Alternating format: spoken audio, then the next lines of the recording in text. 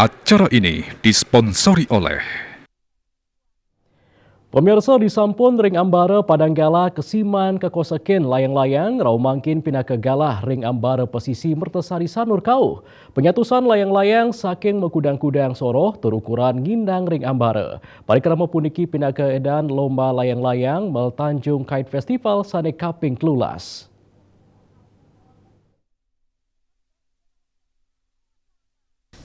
Lomba layang-layang keprakarsain oleh Banjar Tanjung, Desa Sanur Kau, Desa Pekraman Intaran, kesarengin Persatuan Layang-Layang Indonesia Pelangi Kota Denpasar.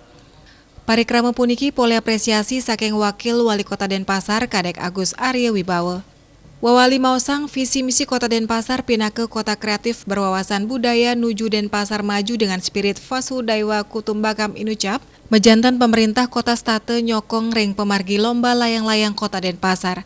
Acara puniki Raja Kemargiang keanggen gala majang para pegiat seni layang-layang tradisional, utawi para rare angon ring sejerone ngelimbakang kreativitas untuk melestariang seni tetamian leluhur.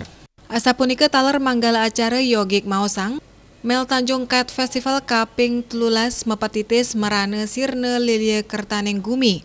Sane maunteng icalnyane gering ageng corona, ngiring sangre melarapan rasa angayu bahagia antuk melayangan.